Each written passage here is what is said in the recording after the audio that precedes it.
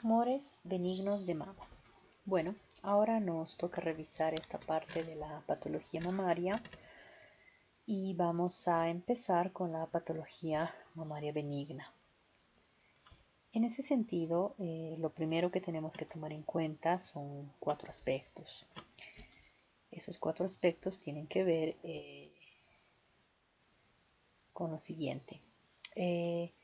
Normalmente las pacientes van a acudir a nosotros cuando estamos hablando de el motivo de consulta por cualquiera de estas 4 situaciones que vemos acá.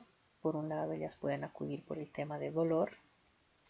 En otras ocasiones acudirán por la presencia de un tumor o un nódulo. La tercera causa de consulta suele ser la secreción por el pezón. Y una última suele ser la inflamación, ¿no?, de la glándula mamaria, desde situaciones muy leves hasta situaciones muy severas. Empecemos con la primera, el dolor, los 4 síntomas, es decir, por los cuales acuden las pacientes a la consulta de atención primaria en salud. Cuando hablamos de dolor, tenemos que diferenciar 2 tipos de dolor, uno que le vamos a llamar mastodinia y el otro que le vamos a llamar mastalgia. ¿Cuál es la diferencia entre uno y otro? La mastodinia suele ser un dolor, la clave es de tipo cíclico, es decir, que va y viene, y se repite cíclicamente siguiendo algún tipo de patrón. A diferencia de la mastalgia, que es un dolor permanente y continuo, no tiene ciclos de va y viene, está todo el tiempo ahí presente, quizás a momentos de mayor o menor intensidad, pero definitivamente presente todo el tiempo. Un ejemplo de la mastodinia, o una patología en todo caso que la gente ejemplifica muy bien, es la condición fibroquística. La condición fibroquística, lo vamos a ver en un momento más, es una característica propia de algunas mujeres que tienden a formar a veces quistes o a veces fibromas, a veces ambos simultáneamente en el tejido glandular mamario. Y la presencia de estos, especialmente cuando crecen un poquito o ustedes saben que la mama es un órgano blanco de influjo tanto estrogénico como progestacional. Entonces, por estos influjos tanto estrogénicos como progestacionales, lo mismo que pasa a nivel del endometrio, que hay ciclo, ¿verdad? Por eso se llama ciclo menstrual. La mama también experimenta cambios producto de estos influjos tanto estrogénicos como progestacionales. Y esos ciclos son los que en algunos momentos, especialmente en aquellas pacientes que tienen condición fibroquística, pueden producir dolor, que ciertamente será de tipo cíclico. Entonces, el representante, les decía, es la condición fibroquística y también aquellas pacientes que entran dentro de esto mismo, ¿no?, que tienen fibromas o que tienen quistes. Muy diferente de la mastalgia, cuyo más bien representante podríamos decir que son las mastitis de diversa índole que en un momento las vamos a revisar. Entonces, esas son las diferencias básicas entre estas dos. El otro motivo de consulta, habíamos dicho, son la presencia de nodulaciones, ¿no? Entonces, las pacientes acuden aquejando que tienen, ellas se expresan a través de que tienen una bolita normalmente, y algunas también utilizan el término nódulo, ¿no? Entonces, cualquiera de ellos. Y los ejemplos claros de esta tumoración en patología benigna, porque hoy no nos estamos dedicando a patología maligna, sino benigna, repito, sus representantes son los fibroadenomas, que son tumores sólidos, los quistes, como es este caso, que son tumores que contienen líquido dentro, y una variedad especial que la vamos a tocar en un momento más, que tiene que ver con los fibroadenomas de tipo filodes, que en un momento más vamos a tocar eso. Seguiremos primero viendo el panorama general. El otro motivo de consulta es la secreción por el pezón, lo que tenemos acá. Y en cuanto a secreción, pues hay de diverso tipo y color. Tendremos secreción que suele ser transparente, tirando a blanco, sobre todo a las relacionadas se las llama telorrea.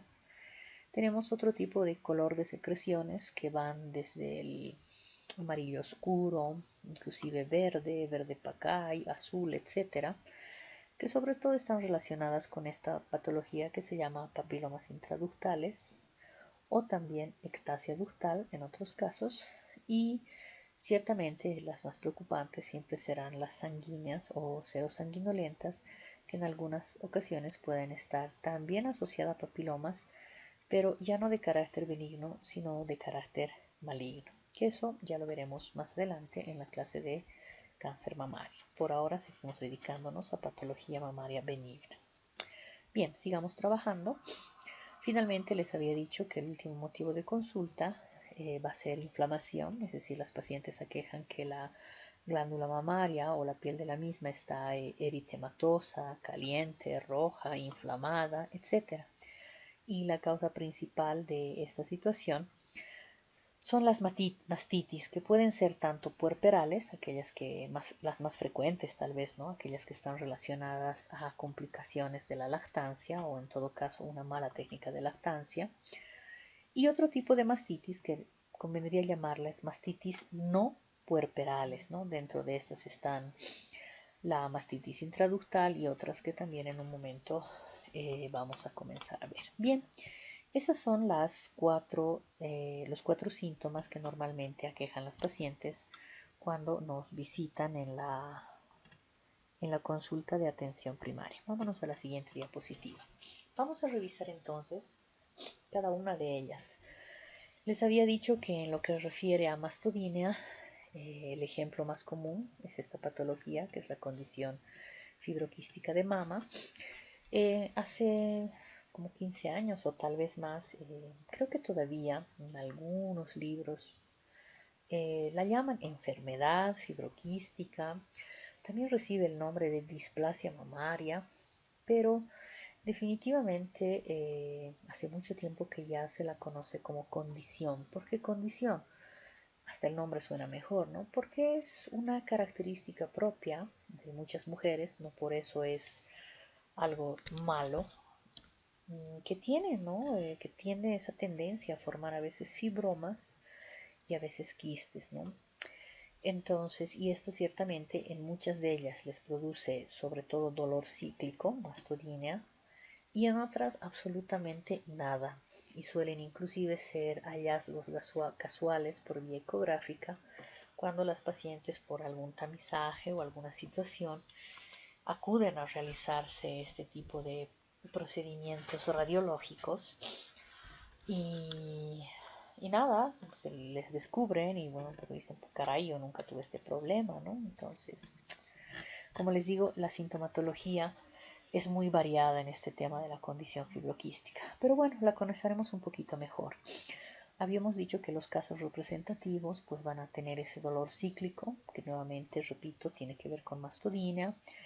Generalmente este dolor cíclico inicia unos 7 o inclusive días antes de la menstruación y casi por arte de magia cede espontáneamente cuando comienza la menstruación. Entonces eso ya les da una idea del carácter asociado al influjo tanto estrogénico como progestacional, en realidad, sobre todo progestacional, o sea, la progesterona es influjo que tiene sobre la glándula mamaria, ¿no? Entonces, por eso es que es cíclico. Las características del dolor, hay diferentes variaciones, ¿no? Variantes, mejor dicho, pero por lo general refieren que son dolores agudos, de tipo pungitivos, como unas agujas, refieren, y muchas veces inclusive en algunas pacientes suele irradiarse, ¿no? Hacia la axila o hacia la cara interna del brazo. Y también refieren que además tienen las glándulas mamarias, podríamos decir, un poco tensas, ¿no? Hinchadas. Esa es la referencia que hacen los pacientes en relación a la condición fibroquística. ¿Qué es lo que sucede? Lo que explicábamos hace rato es una respuesta exagerada, ¿no? A las fluctuaciones entre estrógeno y progesterona, ¿ok? Y esto es lo que causa retención de agua y sodio ciertamente y por lo tanto pues inflamación y sensación de un aumento de la consistencia de la glándula, ¿no? La edad de presentación es obvio que tiene que ser en edad reproductiva porque les digo que tiene mucho que ver con estos influjos y estas fluctuaciones estrogénicas y progestacionales. Por lo tanto, la edad de presentación será pues edad reproductiva, normalmente entre los 25 y 40 años. Les había comentado un poquito acerca de sus otros nombres: displasia mamaria y mastopatía fibroquística. Y en cuanto al diagnóstico, el diagnóstico es muy interesante porque en realidad yo diría que es más clínico que propiamente radiológico. Es decir, el síntoma fundamental es este dolor de tipo cíclico, la mastodinia. Y muchas veces esta mastodinia puede o no estar asociada a una demostración de quistes o fibromas en el tejido glandular mamario. Me explico. Hay pacientes que refieren, ¿no?, este dolor especial tipo punzada, cíclico y demás mientras uno va haciendo la anamnesis, y ciertamente están dentro de la edad reproductiva. Y bueno, cuando uno pide una ecografía para ver qué novedades, resulta que no se puede evidenciar en muchas de ellas la presencia ya sea de quiste o fibroma. Eso no significa que no tenga el diagnóstico de condición fibroquística por la presentación y las características del dolor. A eso voy, es decir, no siempre es demostrable el quiste o el fibroadenoma, pero la condición y la presentación del dolor y las molestias tienen que ver con la enfermedad. En cuanto al tratamiento, se ha hablado mucho acerca de la vitamina A y E, pero sabemos que por ahora en realidad tienen más un efecto placebo que propiamente hacer que estos quistes o fibromas disminuyan. Lo que sí ha demostrado ser efectivo es esto, que se llama disminución de la ingesta de santinas. Las santinas son ciertas sustancias que están dentro de cierto tipo de alimentos, como son los refrescos de cola, ¿no? Coca-Cola, Pepsi-Cola y todas las colas, también presente en el chocolate, en el alcohol y bueno, una infinidad de alimentos que de alguna manera la presencia de estas catecolaminas circulantes actúan sobre las células beta de la mama, y esto hace que aumente su sensibilidad y ciertamente las pacientes tienen una percepción muy intensa de este dolor agudo, fungitivo. Entonces, ¿qué pasa? Que cuando se disminuye la ingesta, no tiene que ser absoluta, ¿no? Basta disminuir a un tercio, un poco la ingesta de estos alimentos que contienen santinas. Prácticamente a los 3 meses, un poquito antes, un poco después, ya las pacientes aquejan menor dolor, algunas inclusive nada y otras definitivamente menos, ¿no? Cada sujeto es diferente. Otra cosa que ayuda, especialmente en los momentos de dolor muy importante, es el uso de analgésicos, de cualquier AINE. Ciertamente se podría recomendar un poquito más los AINES que tienen un efecto más antiinflamatorio, tipo el diclofenaco.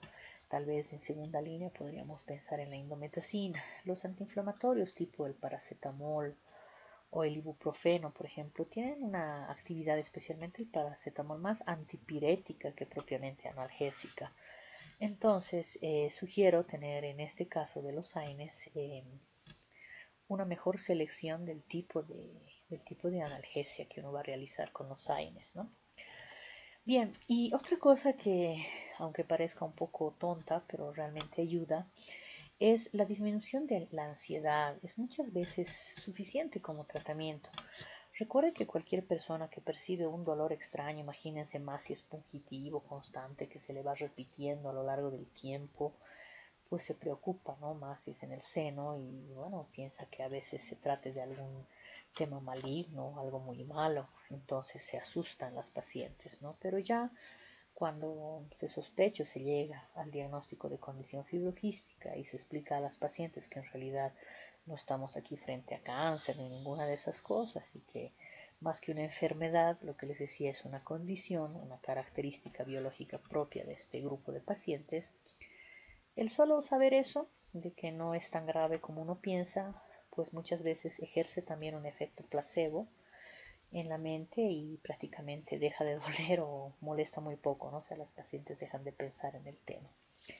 Eso es lo que podemos comentar en relación a la condición fibroquística. Ahora pasaremos a la siguiente patología que estábamos hablando, que es el fibroadenoma, ¿no? Cuando las pacientes vienen por el tema de un tumor. Entonces, acá los representantes estrellas vienen a ser los fibroadenomas y los quistes, que no son otra cosa que esa condición fibroquística que habíamos visto hace un momento, pero ya en una presentación importante y singular, ¿no? Cuando adquieren un tamaño realmente que no solamente es visualizable a través de la ecografía, sino que además ya es palpable por las pacientes, ¿no? Y esto produce, bueno, nerviosismo y preocupación, ¿no? Entonces, bueno, ¿de qué se trata? Se tratan de tumores fibroepiteliales que se desarrollan sobre todo a nivel de los, aclaro, lóbulos mamarios. Una vez más, lóbulos mamarios. La edad de presentación, obviamente, al igual que la condición fibroquística, pues será edad reproductiva, y hablando específicamente de estos, entre los 20 y 35 años podríamos decir que tenemos la mayor cantidad de ellos. Son tumores muy bien definidos, tanto si son sólidos como los fibroadenomas o si son quísticos con agüita o líquido en su interior. Como los quistes tienen un borde regular, son redonditos, están muy bien delimitados. Ninguno de ellos se adhiere a los planos profundos, vale decir a músculo, ni tampoco a la piel. Por eso que muchas veces, a pesar de que puedan adquirir un tamaño importante, ninguno de ellos produce ese signo tan importante que en algún momento hemos hablado, que es la retracción de piel. Puede el tumor benigno ser muy grande, pero al no invadir los tejidos aledaños, rara vez en realidad no produce retracción de piel, ¿no? La mama sigue estando la piel lisa. Y bueno, tienen algunos una consistencia un poco gomosa y por lo general no son dolorosos a la palpación, pero sí se caracterizan por tener ese dolor cíclico o mastodinia que hemos comentado anteriormente, ¿no? ¿Qué más? Miden desde pequeños milímetros y algunos crecen hasta 3 centímetros e inclusive mucho más, pero ¿por qué ponemos el punto de corte en 3 centímetros? Porque un tumor de 3 centímetros, ya sea una mama voluminosa o una mama pequeña, ya es algo que definitivamente lo siente, ¿no? Cualquier paciente es capaz de sentir y detectar un tamaño como este. En cuanto al tratamiento, es muy variado, ¿no? Pueden ser extirpados en algunos casos, especialmente en aquellos donde no solamente causan mucha ansiedad, sino que son muy palpables o que el tamaño está realmente empezando a deformar un poco la estructura visual de la glándula mamaria. O en otros casos las molestias, les decía, esa mastodinia constante y permanente a veces definitivamente enloquece a cualquier persona y bueno, pues no queda otra que retirar para dar paz mental a las pacientes, ¿no? Y también en otras pasa lo contrario, cuando no son muy grandes, especialmente los que miden menos de 2 centímetros, muchas veces las pacientes, y esto no está malo, ¿no? Prefieren tener una conducta expectante, ¿no?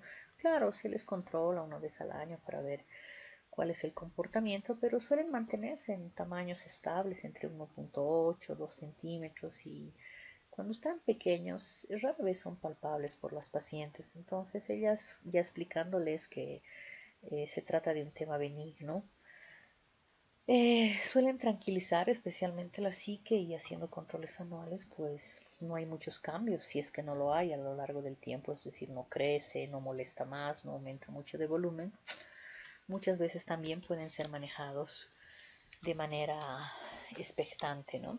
Entonces, hay variedad en cuanto al tratamiento y mucho dependerá del comportamiento de cada uno de estos tumores benignos y también de las características de la psique de las pacientes, ¿no? Entonces, no hay un tratamiento específico, sino puede ser conducta expectante o puede ser quirúrgico según el caso y según las características. Obviamente está de más aclarar que si estos tumores, especialmente los fibroadenomas, a lo largo del tiempo, del seguimiento que uno va haciendo, comienzan a crecer, si partiste con 2 centímetros, a los 6 meses ya mide 3 y a los otros 6 ya mide 4, claramente te está dando un comportamiento diferente al clásico, ¿no? Y ese pues definitivamente tiene que salir, no puede permanecer ahí. ¿Y por qué hago ese comentario de estos fibroadenomas que tienen un comportamiento distinto al clásico? Porque como les decía, suelen ser tumores estables, que no crecen mucho y que no dan mucha molestia y suelen mantenerse estables a lo largo del tiempo. Hago este comentario a raíz de este tumor especial que entra dentro de este grupo de fibroadenomas, pero tiene un apellido que se llama Phyllodes. Este fibroadenoma tiene un comportamiento distinto al resto, ¿no? Y se diferencia de los anteriores por dos situaciones. Uno, porque su aparición es muy insidiosa, muy de repente, y crece muy rápido. Es decir, las pacientes te comentan y te dicen, mira, ha salido esto, pero yo ya lo noté, no sé, hace poco tiempo, ¿no? 2 meses y medio, pero en estos 2 meses y medio yo noto que va creciendo y cada vez está más grande y tiene un comportamiento que al tiro te das cuenta que no es muy normal. Esos son los que ciertamente tendrán que salir, ¿no? Y en esto tenemos tres variedades dentro de los fibroadenomas Phyllodes. Hay uno que podríamos llamarlo, entre comillas, benigno, hay uno maligno, bastante agresivo, y hay uno que podríamos decir que comparte características intermedias entre benigno y maligno, que le llamaremos un borderline, ¿no? Los benignos se comportan muy parecidos a los fibroadenomas comunes, ¿no? Tienen muy poca vascularidad, tienen una cápsula bien delimitada, solo que va creciendo a un ritmo un poco más rápido que estos clásicos.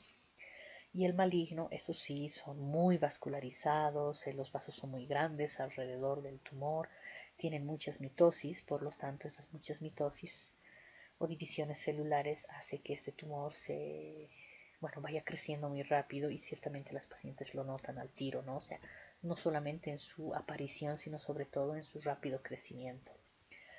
Y bueno, en todo este grupo de fibroadenomas Phyllodes, el tratamiento definitivamente será quirúrgico, no es como los fibroadenomas clásicos que, bueno, un poquito se negocia el tema de si, si las pacientes quieren o no quieren operarlos, dependiendo del tamaño, de las características. Acá no, el tratamiento es cerrado, es decir, es quirúrgico, definitivamente no hay más.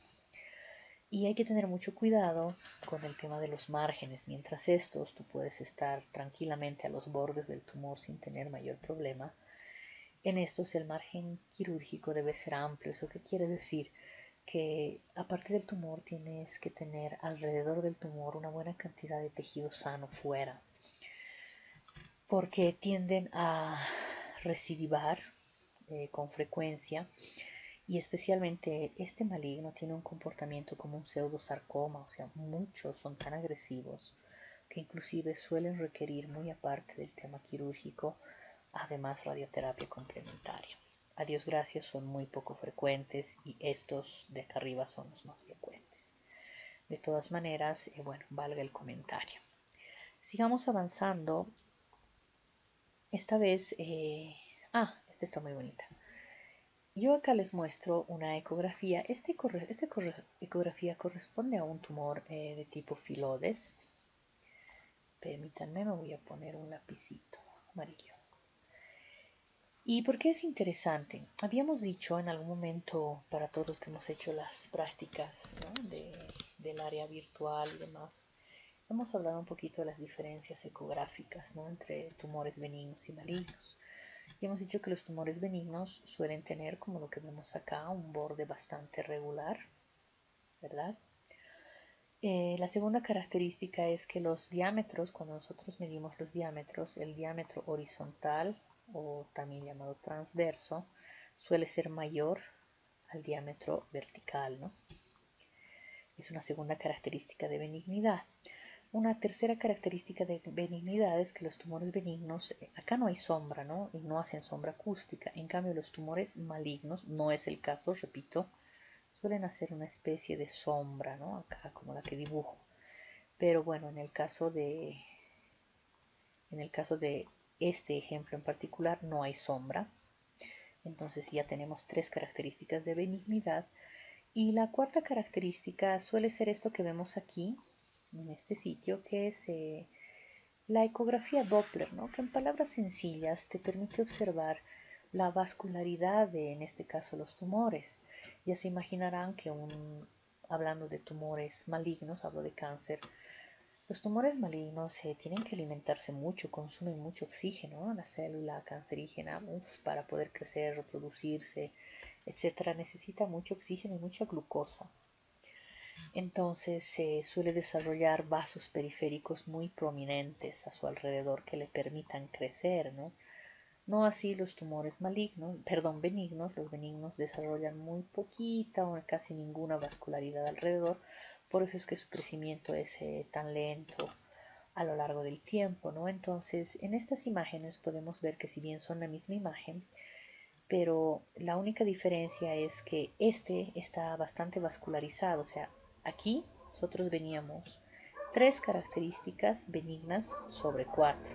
¿Cuál es la que nos falta? Si esta tuviera una vascularización menor, pues prácticamente estaríamos absolutamente,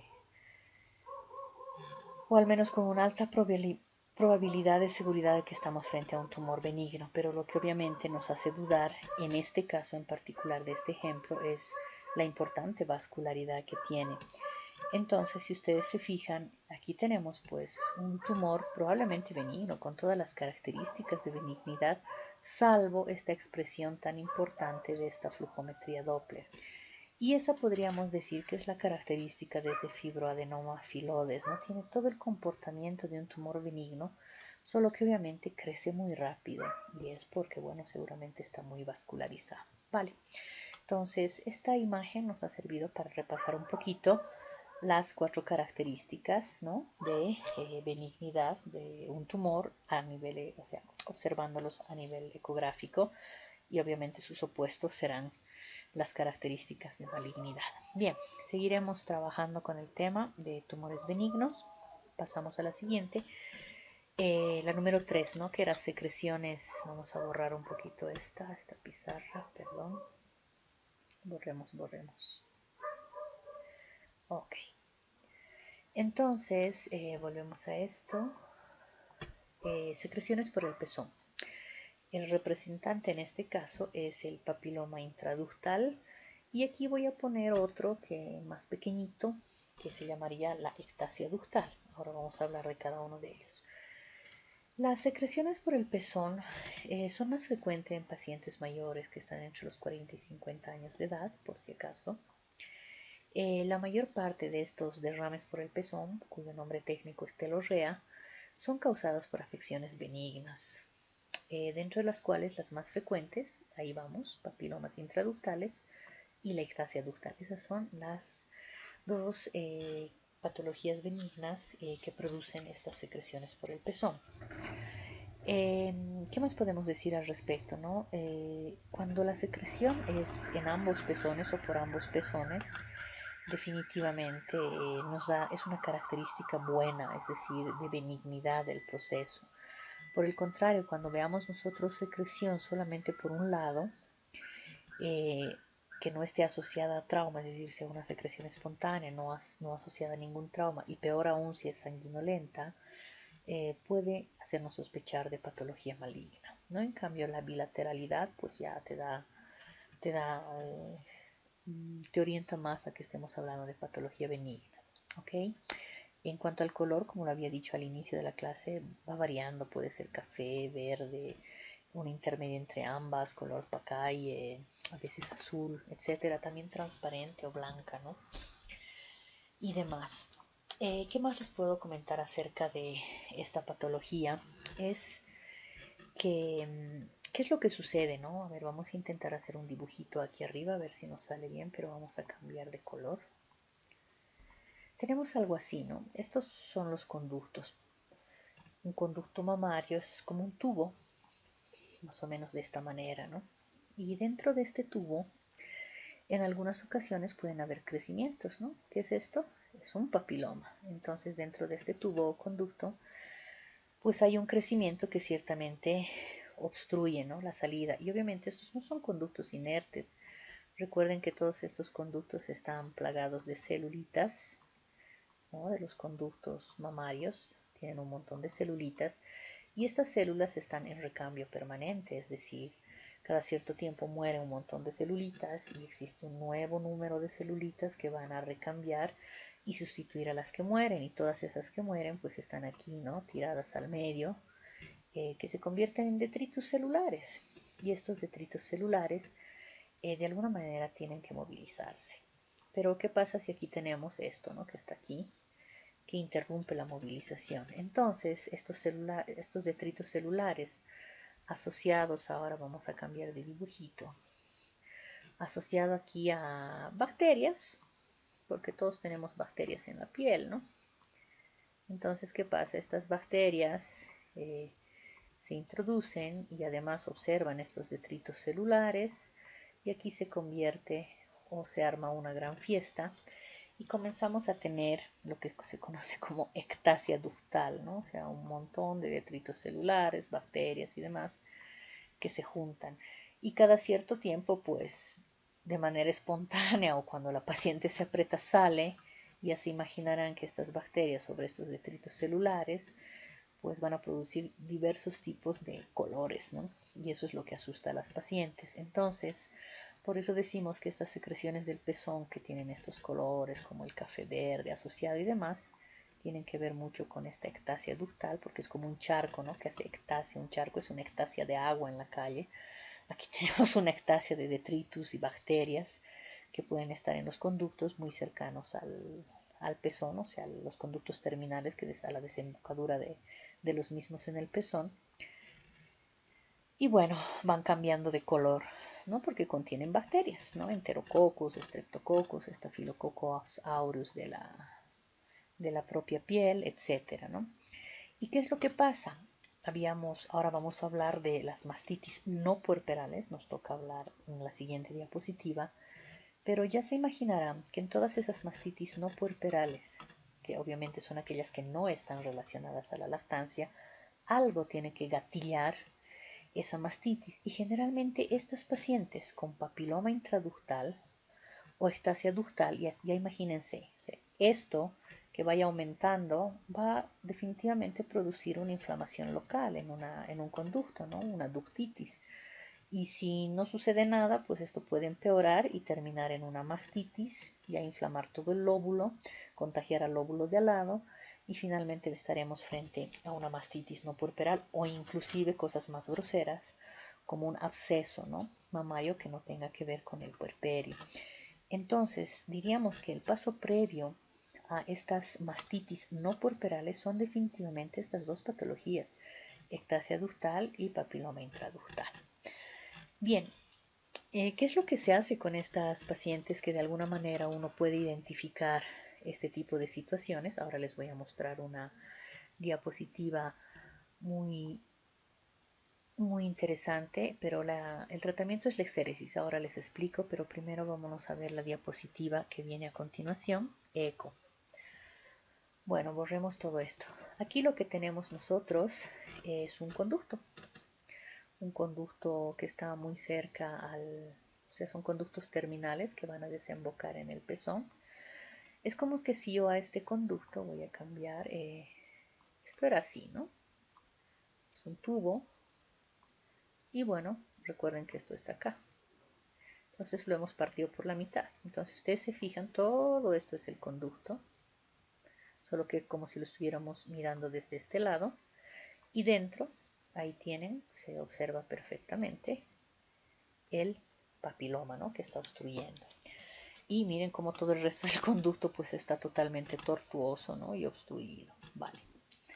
Entonces, ciertamente este tipo de situaciones a la larga pueden llevar a infecciones por ese acúmulo de detritus, etcétera, y a mastitis. Eso quería comentarles. Y bueno, ¿cuál es el tratamiento?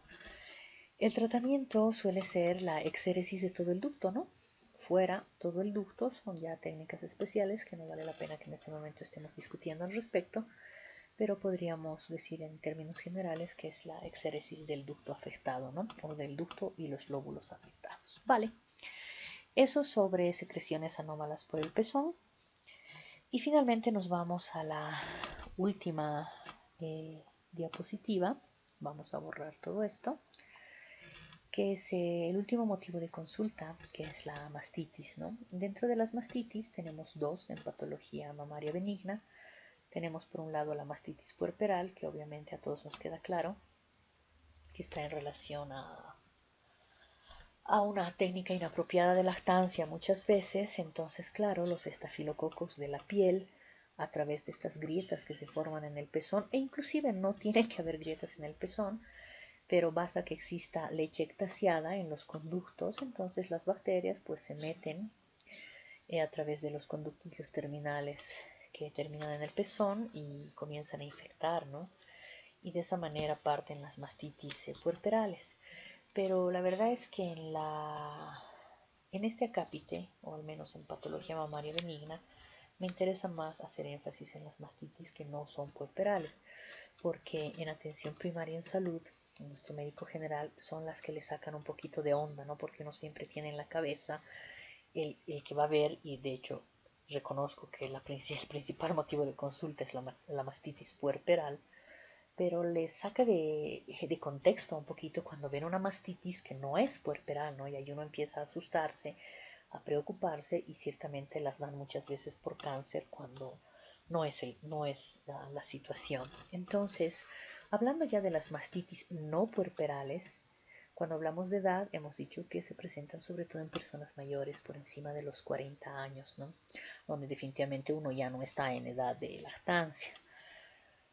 ¿Qué más les puedo comentar? Las dos causas las hemos hablado hace un ratito y esas causas son definitivamente lo que les había comentado como ectasia, ¿no? De esos conductos, todos esos detritus que comienzan a sobreinfectarse con estas bacterias que van ingresando, o mejor aún si hay un bloqueo como un papiloma que está al medio bloqueando el tema, pues el tema de la inflamación de ese conducto es mucho más frecuente y ciertamente comienza como como lo que ustedes ven aquí.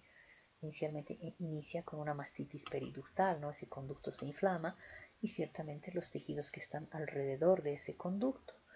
Y si no se pone un alto en ese momento, ciertamente más conductos se verán comprometidos y más tejido alrededor se verá comprometido, definitivamente terminando en una franca mastitis, ¿no? Y si no termina ahí el problema y no se diagnostica a tiempo y se ofrece el tratamiento correspondiente, pues podemos terminar inclusive en un absceso mamario cuyo tratamiento definitivamente será quirúrgico y bueno, con las consecuentes sufrimientos e inconvenientes para las pacientes, ¿no? Entonces, eso es lo que puedo informarles acerca de la mastitis. Valdría repasar un poquito el tratamiento. Como habíamos visto cuando estábamos viendo la parte de ectasia ductal y demás, obviamente las principales bacterias que van a estar implicadas en estas situaciones son bacterias de la piel, ¿no? Tenemos los Staphylococcus aureus, los Streptococcus epidermidis, sobre todo ese grupo. Y hay que recordar que estos, inicialmente la mastitis debe tratarse de manera médica, es decir, una vez hecho el diagnóstico, debe tratarse en base a dos pilares fundamentales. Un pilar será el manejo de antibióticos, obviamente orientados a este tipo de bacterias, y un segundo pilar será ayudar con la inflamación local. Entonces, para eso tenemos varias opciones. La dicloxacilina o la cloxacilina es una muy buena opción que además le pega muy bien al Staphylococcus aureus.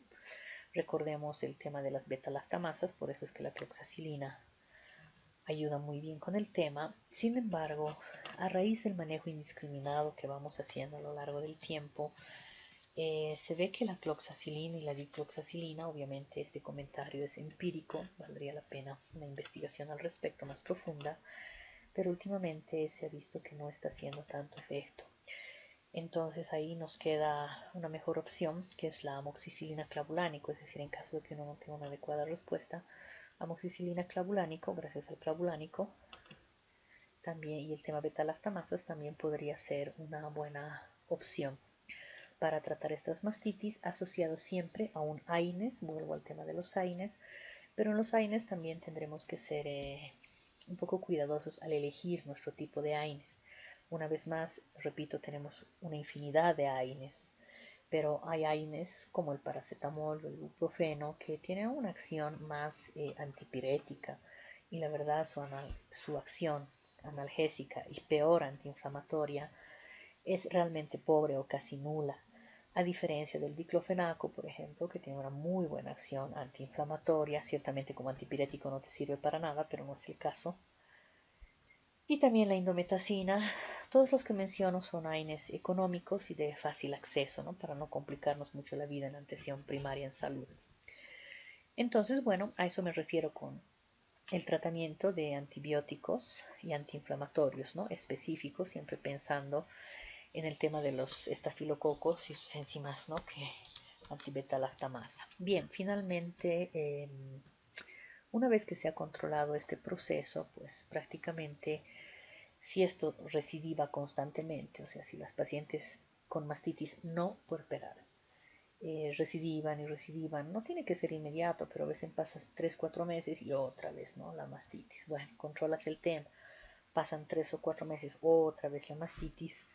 Obviamente hay un tema de base que está produciendo esas recidivas, que suelen ser las ectasias ductales y los papilomas intraductales.